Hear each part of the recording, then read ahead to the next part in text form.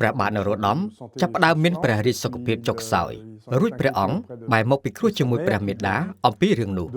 ព្រះវររាជអ្នកនីប៉ែនបានទូលព្រះអង្គឲ្យប្រព្រឹត្តធម៌ដ៏ឧត្តមឧត្តមដើម្បីទទួលបានបុណ្យកុសលទើបក្នុងជាតិខាងមុខព្រះអង្គនឹងអាចបានចាប់កំណើតក្នុងផ្ទៃព្រះមេដាម្ដងទៀត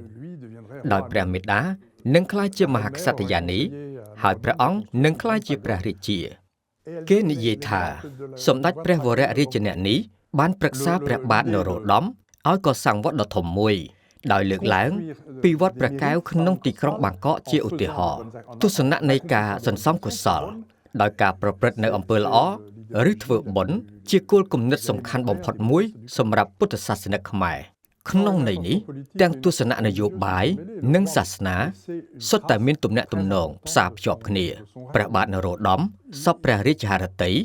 បន្សល់ទុកនៅស្នាប្រហោះដ៏សំខាន់នៅក្នុងរជ្ជកាលរបស់ព្រះអង្គជាក់ស្ដែងពុំមានសំណង់បូជនីយដ្ឋានបែបខ្មែរផ្សេងទៀតណាមួយពីសម័យព្រះអង្គនៅសេសសល់ឡើយតាំងពីដើមមកតែងតែមានព្រះវិហារមួយនៅក្នុងព្រះបរមរាជវាំងដែលជាកន្លែងគោរពបូជារបស់ព្រះមហាក្សត្រប៉ុន្តែការកសាងវត្តដ៏ធំទូលាយដោយវត្តព្រះកែវមរកតដែលស្ថិតនៅប៉ែកខាងត្បូងនៃព្រះបរមរាជវាំងជាគំនិតថ្មីមួយនាកាលនោះវត្តនេះធំទូលាយមែនព័ទ្ធជុំវិញព្រះវិហារព្រះកែវមរកតមានថែវដ៏វែងប្រវែង600ម៉ែត្រនៅតាមជ្រុងនីមួយៗមានប៉មដែលខ្ញុំជឿថាមិនមែនសម្រាប់ត្រឹមតែការតុបតែងលម្អមួយមុខឡើយហើយមានច្រកចូលជាមណ្ឌពនាពេលក្រោយមកគេបានសង់ចេតិយនៅក្នុងបរិវេណវត្តការកសាងចេតិយនេះជាព្រះរាជបំណងរបស់ព្រះបាទនរោត្តមដោយបានសរសេរនៅក្នុងព្រះរាជបណ្ដាំរបស់ព្រះអង្គព្រះបាទនរោត្តមបានស្នើសុំឲ្យព្រះអនុជសង់ចេតិយមួយសម្រាប់ព្រះអង្គហើយមួយទៀតសម្រាប់ព្រះបិតាគឺព្រះបាទអង្គឌួងព្រះបាទនរោត្តម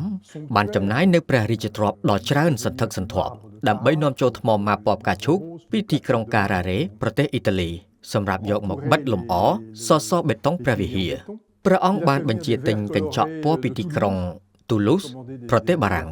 មកបង្កើតជាក្បាច់មានលំនាំដូចផ្លិតតូចៗចម្រុះពណ៌នៅលើបង្អួចកម្រាលឥដ្ឋប្រាក់ក៏បានផលិតនៅប្រទេសបារាំងដែរ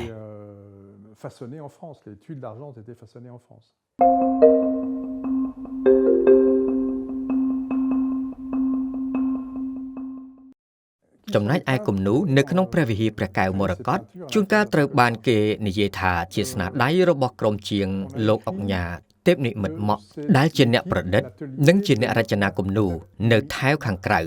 ប៉ុន្តែប្រហែលមិនមែនជាបែបនេះឡើយប្រហែលមិនមែនជាលោកអុកញ៉ាទេពនិមិត្តម៉ក់ទេ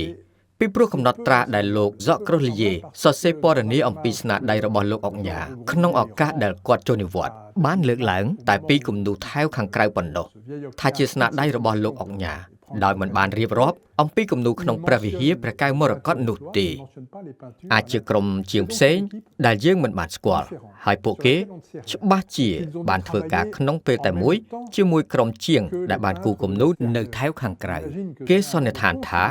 មានវិចិត្រករជាច្រើនអ្នកហើយមានក្រុមជាងផ្សេងៗគ្នាបានចូលរួមគូរគំនូរ